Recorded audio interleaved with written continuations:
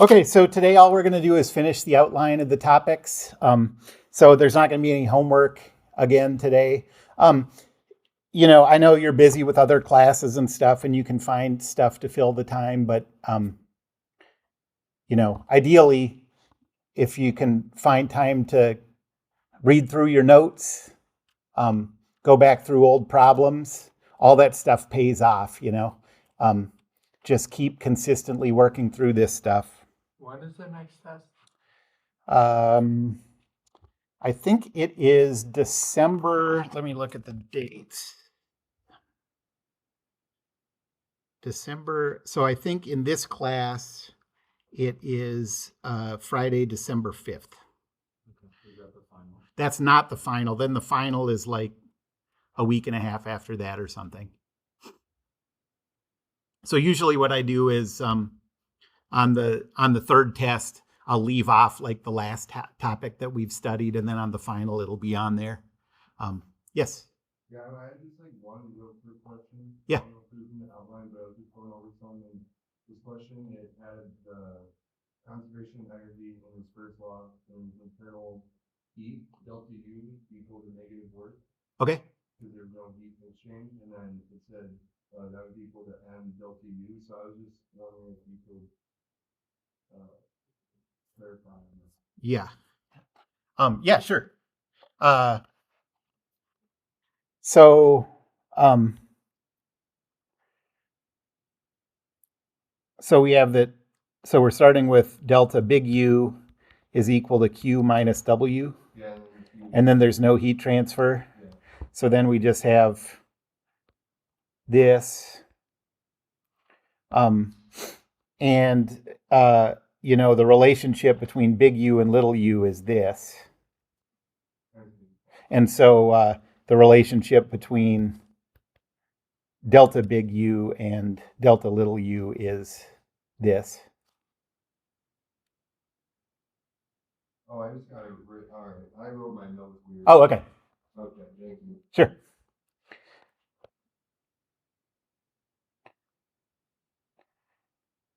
All right. So back to the outline.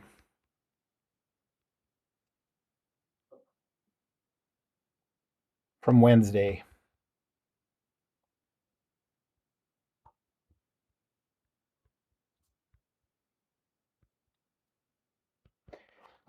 So we're still on part one, which was the first law.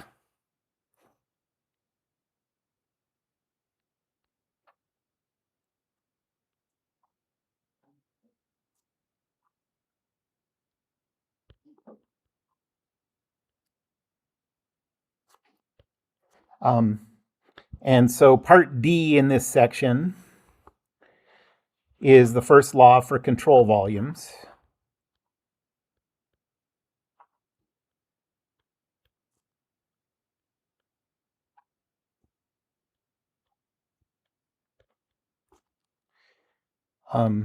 And the full form is this: dE dt for the control volume is equal to Q dot for the control volume minus W dot for the control volume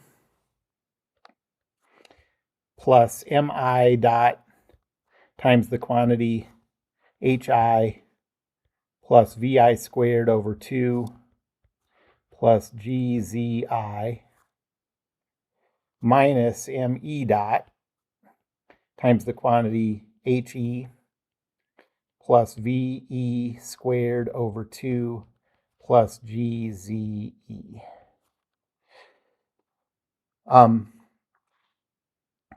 We're almost always doing this in steady state.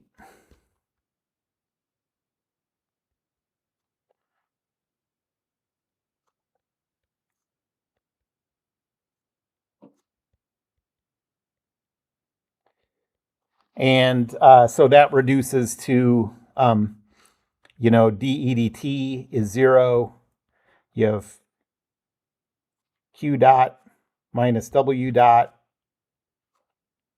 plus M dot times all this stuff. I guess I'll write it again.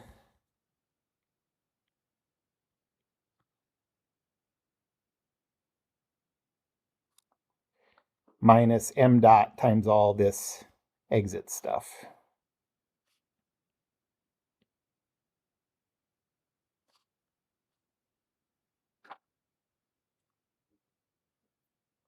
Um,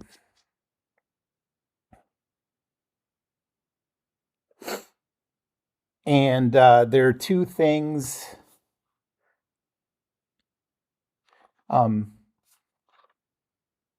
So most often the things that get canceled are the kinetic energy terms and the potential energy terms. But there are times when Q dot and W dot cancel. And so let me just go through those. Q dot is equal to 0 if any of these hold.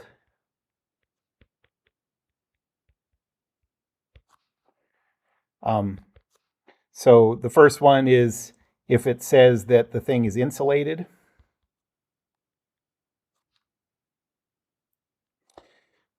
Second, if the fluid moves through the control volume fast. I'll say fast through the control volume. Third, if the device has a small surface area.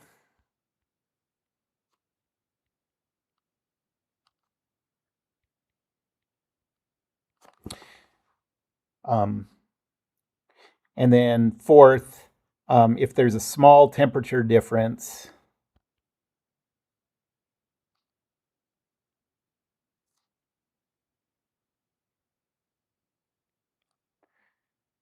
between the system and the surroundings.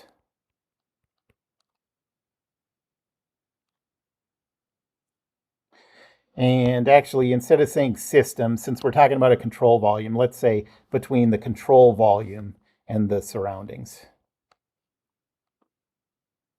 So in this case, it's the system and the control volume are the same, just mean the same thing. Yeah, I mean, I guess when I think of the system, I think of an amount of material. Yeah, so this, just to be more clear, we're talking about a control volume. And then there are also cases where there is no work exchange between the control volume and the surroundings. So W dot for the control volume is equal to 0. And for this one, you have to consider the possibility of all of these. So if all of these are true, then you have, work dot is equal to 0. So the first one is a fixed or a rigid device.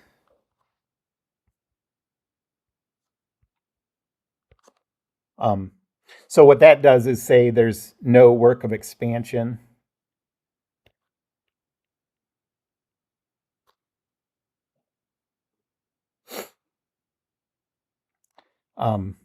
Second, there's no electric power in or out.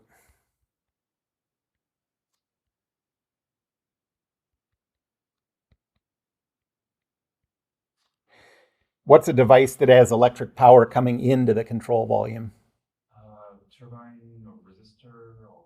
So yeah, turbine is the opposite of this. So that's the next one I'll say. But that's one where electric power is going out. Talking about like maybe like a paddle or like. Yeah, anything that needs to be powered electrically. So like a pump, for example. There was an example where like there was a something that was constantly stirring something. Yep, that's right. Not the turbine. Yeah. The can't remember what was. Yeah. In the example. Right. So I mean, to me, the best example is like a pump, or a compressor. You have to plug it into the wall in order for it to work. That's electric power coming in. And then the last one is no rotating shafts.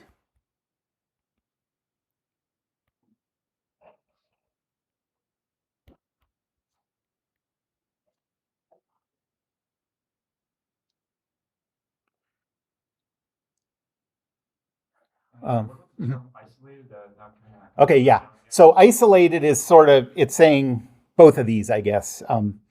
Isolated says that there's no energy exchange between your system and the surroundings. So that means that both Q dot and W dot Yeah. are 0? Right. That's right.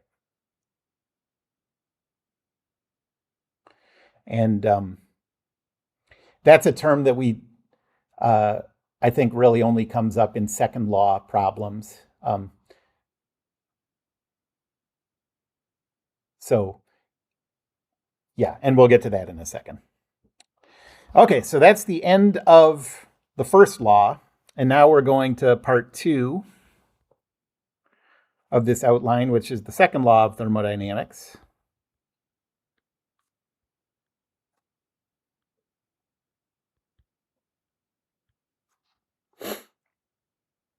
And there are 3 equivalent statements of this.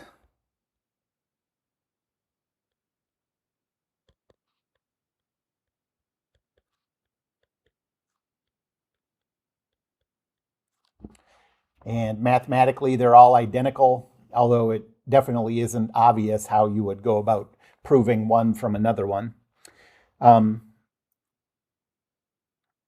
So the first one is, so let me call, well, no. The first one is the Clausius statement.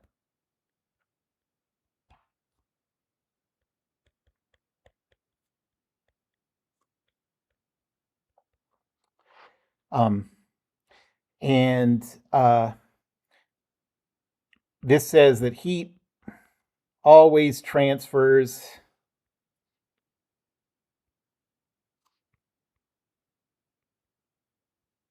spontaneously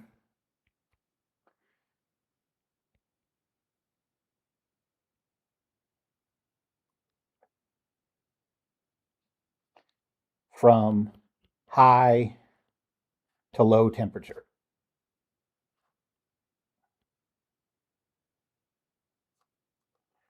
So if you want to create some kind of machine that transfers heat from a low temperature to a high temperature, you have to do some other stuff. It's not going to ever do it on its own.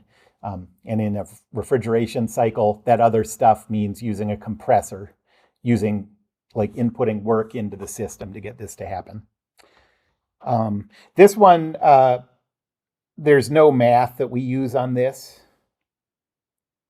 This is just kind of grounding yourself intuitively to what we're talking about. And then we get into the 2 where we do use some math. So the second one is the Kelvin-Planck statement.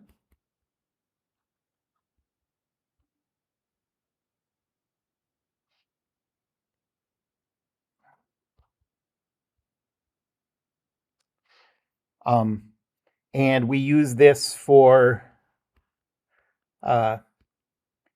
power, refrigeration,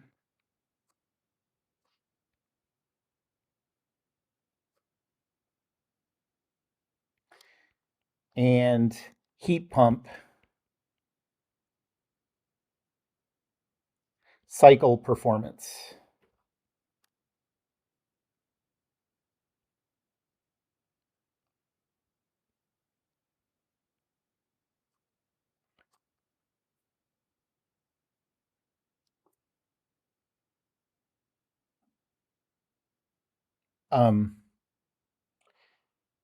And what this one says, paraphrased, is any power cycle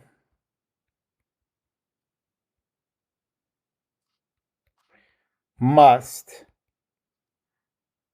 lose some energy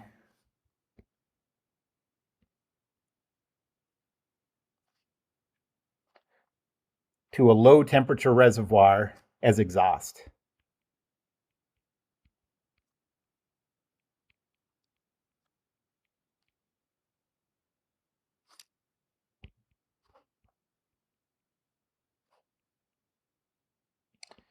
There's no way to take all of the heat that you put into a material at a boiler and have it all go into work. You would think maybe there's a way you can work towards it, but there's not.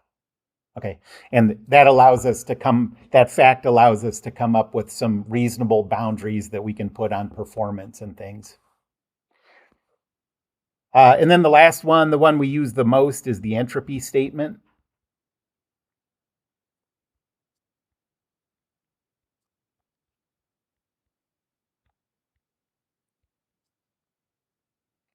And this one says, so here's where the isolated thing comes up.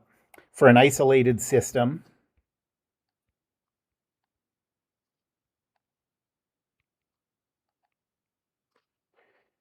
the change in entropy is greater than or equal to 0.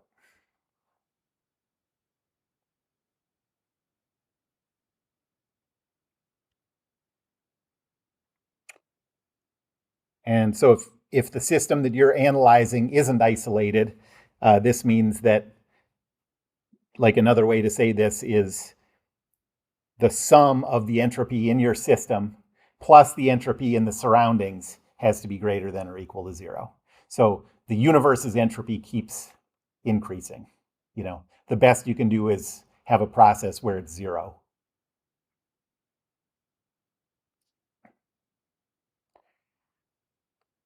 Okay, so let's first go into a little detail about the Kelvin-Planck statement.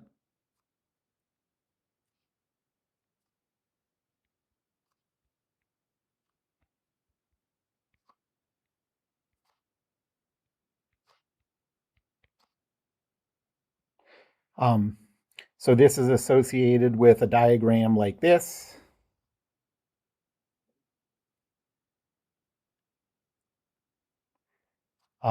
You have your high temperature reservoir and your cold reservoir.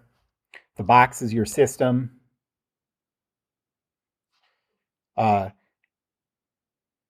I didn't say this is a power cycle.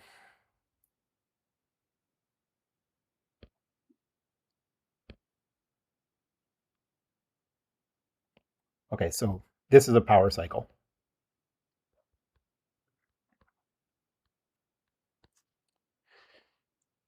So you have heat QH going in at the boiler. You have heat QC going out at the cold reservoir. That's the exhaust. And the result, the thing you're trying to accomplish, is that work is done by this power cycle to move the wheels of a car or to store energy in the case of a power plant. Okay. The first law of thermodynamics says that if you add up all the energy going into the system, it has to equal all the energy leaving the system. So QH is equal to work plus QC. Not Q dot, not the rate of wind, just the, we're going to work with both just QH and QH dots.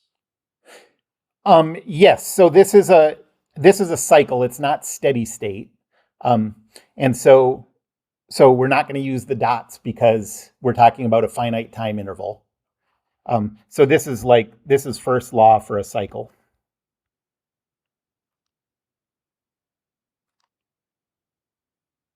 Because what's happening is there's no delta E. Okay.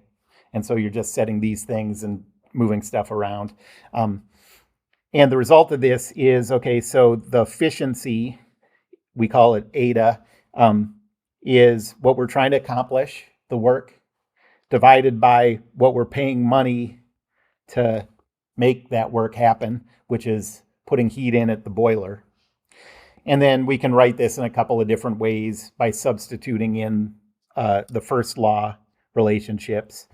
And so you can write this as QH minus QC over QH, which comes out to be 1 minus QC over QH.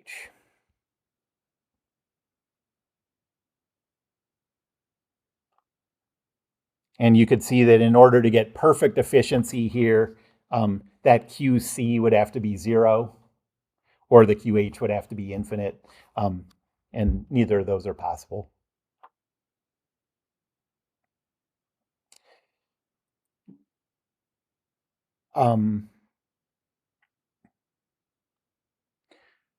We also can say that for a given temperature of the boiler and a given temperature of the cold reservoir, there is such a thing as an ideal efficiency, and that is equal to 1 minus the cold reservoir temperature over the boiler temperature.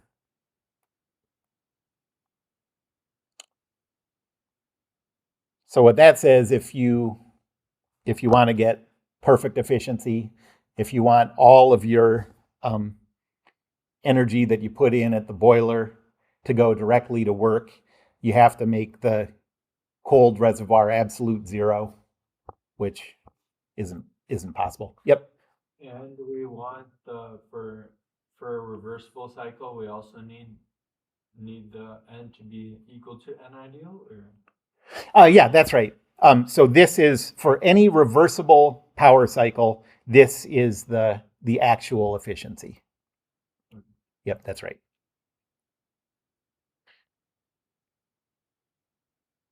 So this is, or let me say, this represents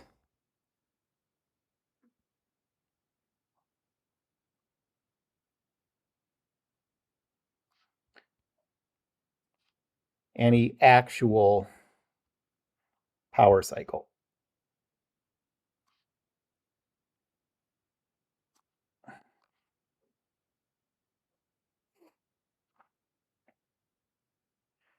Then we'll go to a refrigeration cycle.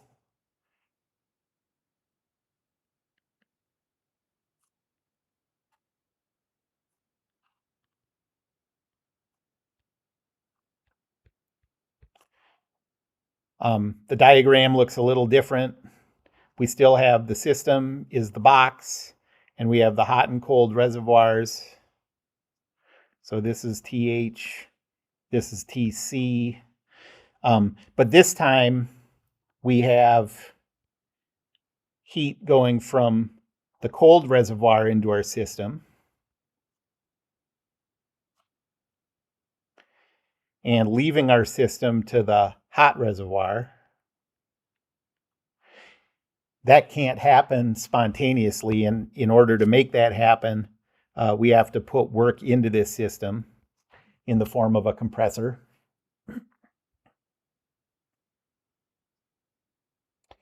The first law for a cycle looks the same because we've just switched the directions on everything.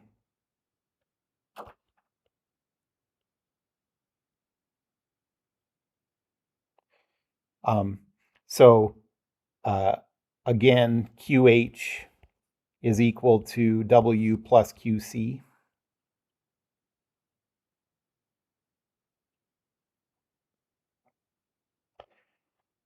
The performance of a refrigeration cycle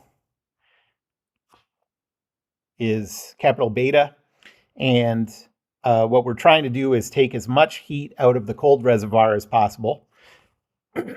And the cost to us is running the compressor. So that's a measure of performance.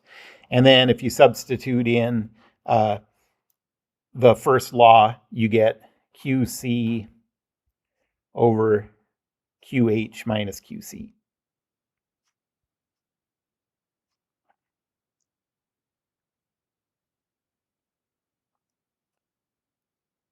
And then for any reversible refrigeration cycle, the ideal performance is replace all those heats with the corresponding temperatures, just like we did with the power cycle, and you get TC over TH minus TC.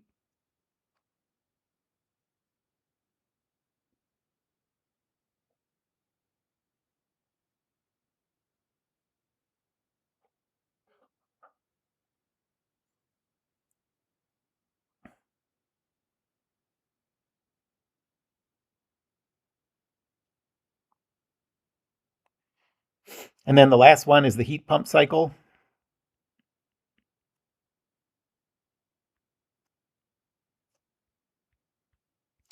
And the diagram and the first law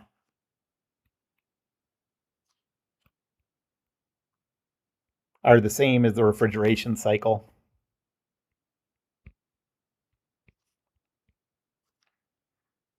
These are really the same thing.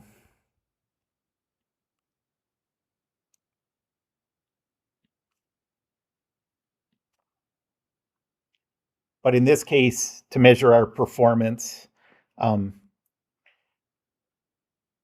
this is the Greek letter gamma, and the performance is we're trying to pump as much heat into the hot reservoir as possible this time. The cost to us is still the work done. And if you make the substitution from the first law, this comes out to be QH over the quantity QH minus QC.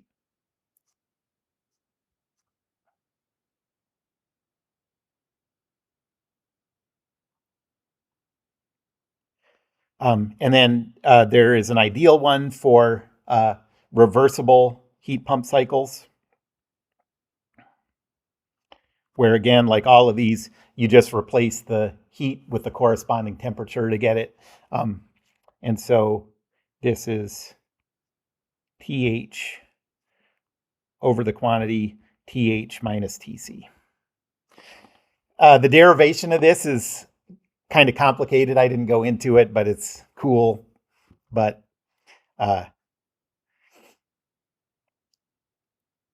this can be proven using a Carnot reversible cycle.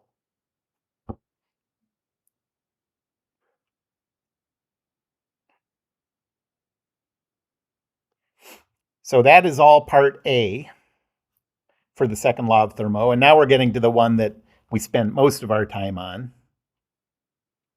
That's the entropy statement.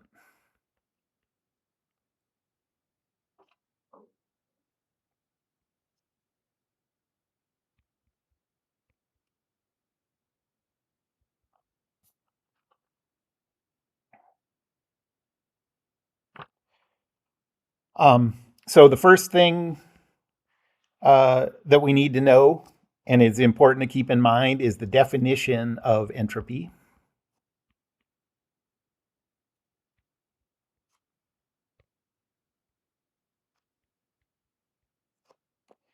And that is that the change in entropy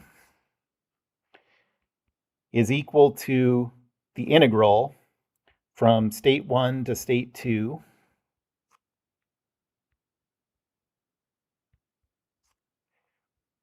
of squiggly dq over temperature. Just all the heat coming in divided by the temperature where it comes in, all the way around the boundary.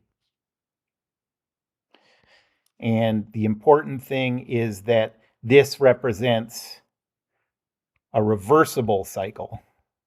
So this isn't just any old actual cycle. This is an imaginary perfect cycle.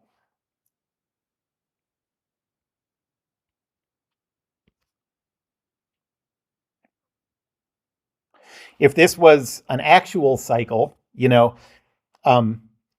different types of cycles would have different integrals to get to, say you have a state 1 and a state 2. There's all these properties at state 1 and all these properties at state 2. And you're going to use all these different machines to get from one state to another for your system, and one of these is all rusty and shakes as it runs, and one runs really well. Well, those things they're going to get you from state 1 to state 2 the same way, but they're going to have very different values of delta Q over T as they go. The one works really well and the one works really badly. And so it's important to keep in mind that this is for a perfect thing. That's why we can think of entropy as a property. It's a very defined thing. If we were doing this for an actual process, we couldn't think of entropy as a property because we'd have very different values to go from the same state to the same other state. Okay.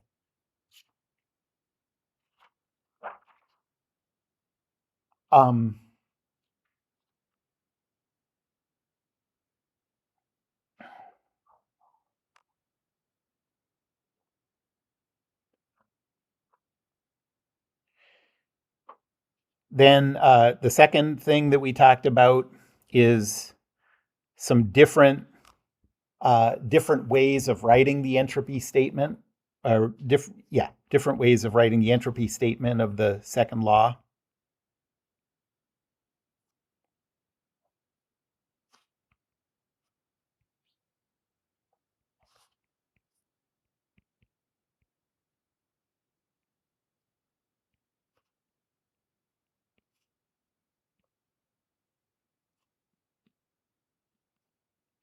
The first one is if it's a cycle,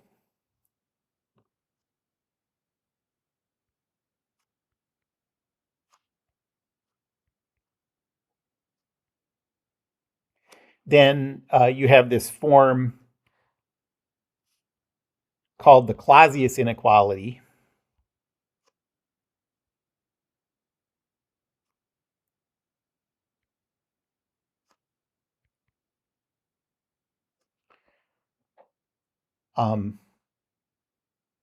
That says the integral over that cycle, that circle means it's over a cycle, of squiggly dq divided by temperature around the boundary is equal to negative sigma. That sigma has to be positive. And sigma is equal to 0 for an internally reversible process.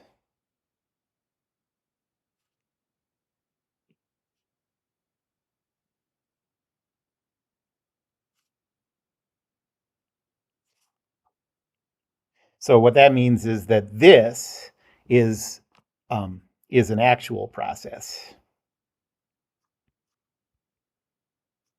Well, it's a cycle, so let me say actual cycle. Okay, so I have a question for you. As you try to remember this stuff, wrap your head around what these different things mean.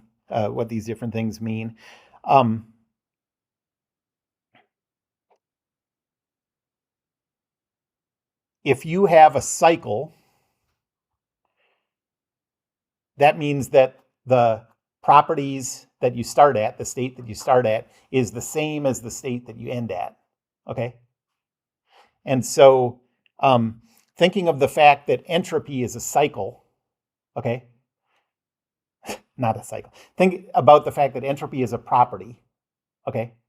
And you're starting with one entropy value and ending at another entropy value.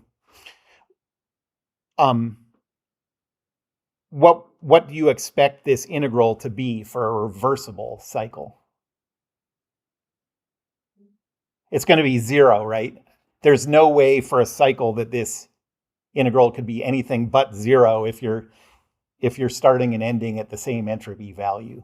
Okay, so that can sort of help you wrap your head around as you're trying to reason this out. If you're looking at it, what are we talking about here? An actual cycle or a reversible? Well, this would always be 0 for a reversible because you're using the definition of entropy there. Okay.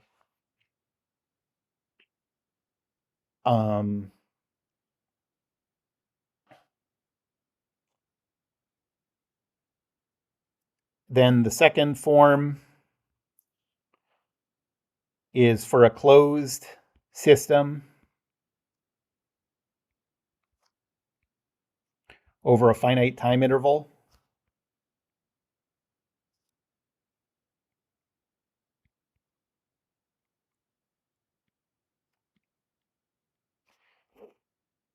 And that says, so this one doesn't have to be a cycle.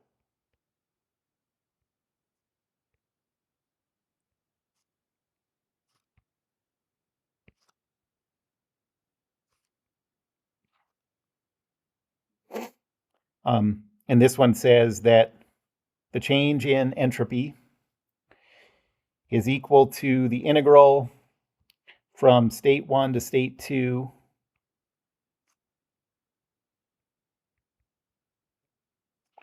of squiggly dq over temperature all the way around the boundary plus sigma. Okay, so this integral, does that refer to an actual cycle or a reversible cycle? Actual, yep.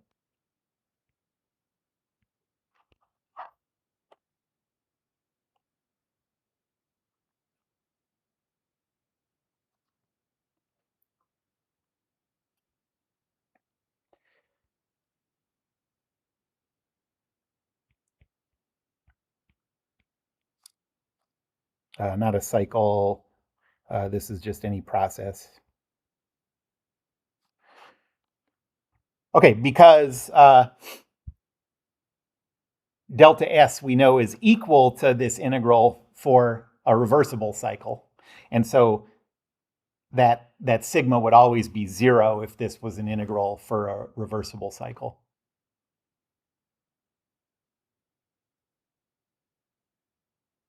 Like you could replace this delta S with that integral for a reversible cycle.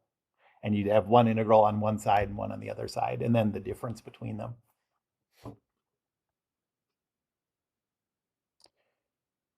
And then the third one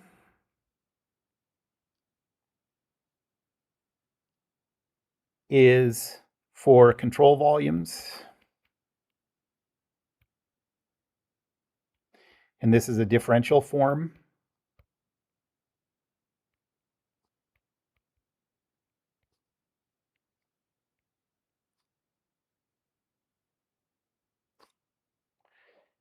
And it says that the SDT for the control volume is equal to the sum of all the Q dots over temperatures around the boundary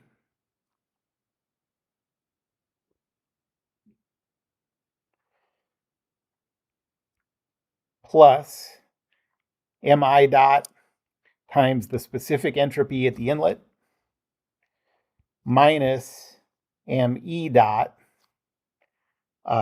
times the specific entropy at the exit plus sigma dot.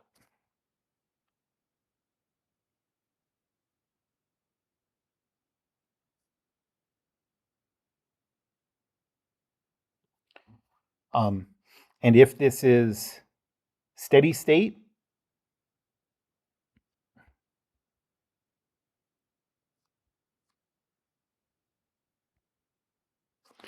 then this is 0 is equal to the sum of the Q dots over temperatures around the boundary plus M dot, the MI dot and ME dot are the same, times the quantity SI minus SE plus sigma dot.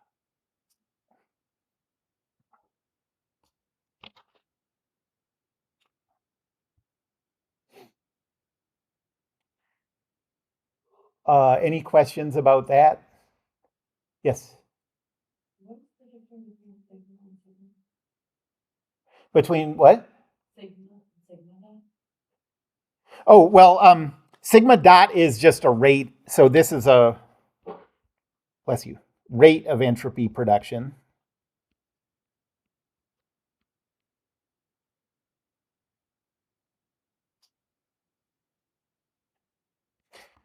So you could think of that as like, that's like entropy produced per second.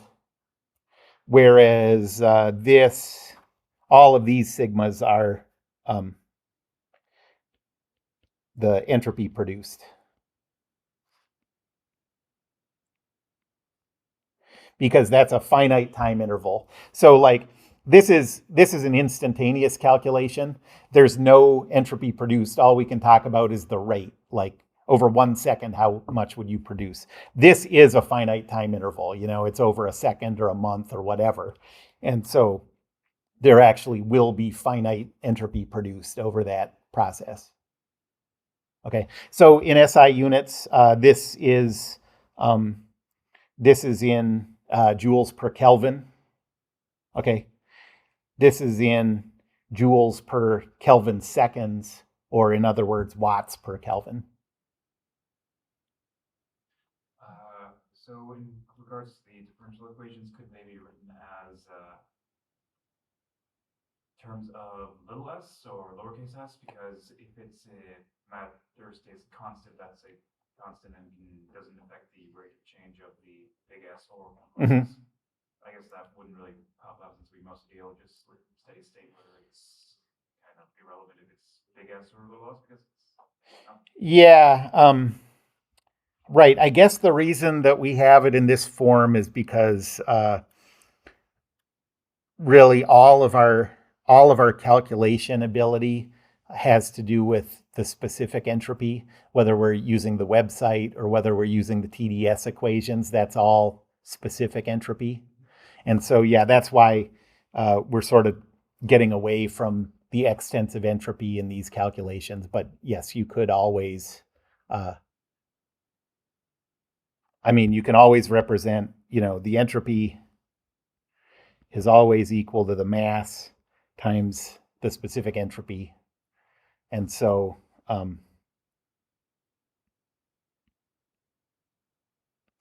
this is always equal to m dot s plus m s dot. And I guess this always goes away, so you're just left with that.